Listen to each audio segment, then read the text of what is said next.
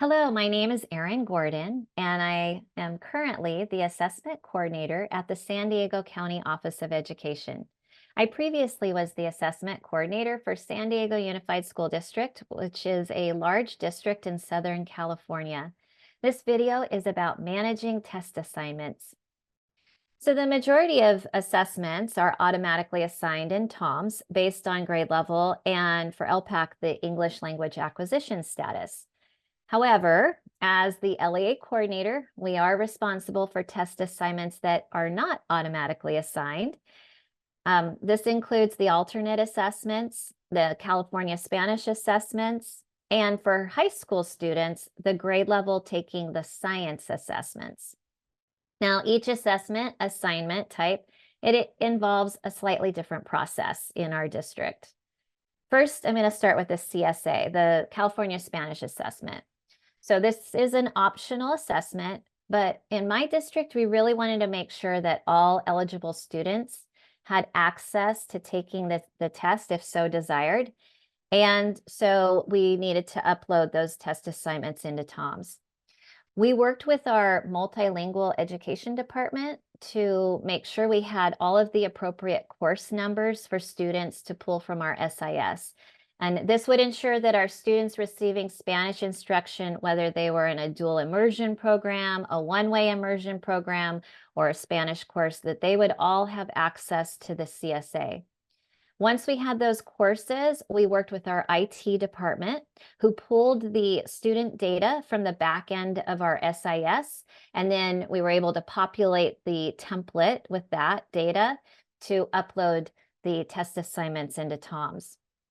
Now, this process was done in February after the start of the second semester. And so it was well before the beginning of our testing window. Now, prior to testing, we provided lists to our site coordinators with the students assigned to the CSA for them to review. And we made any necessary changes that they brought to our attention from their feedback well before the testing window began. For the alternate assessments, we worked with our special education department and also our IT department, who helped pull the data from our local IEP system.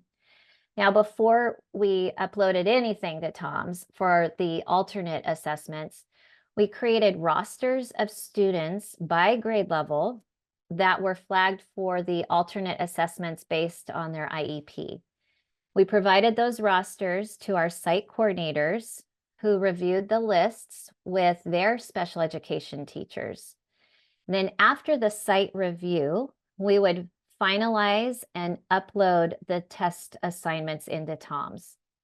After the batch upload that we performed by my office, the site coordinator would be responsible for adding any newly identified alternate assessment test takers to TOMS.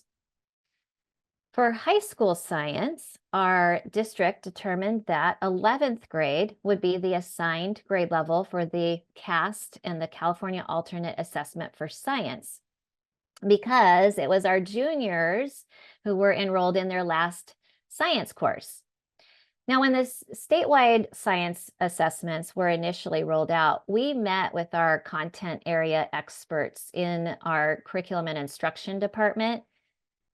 They provided recommendations, which led to 11th grade being the designated grade level in our district for the science assessments at high school.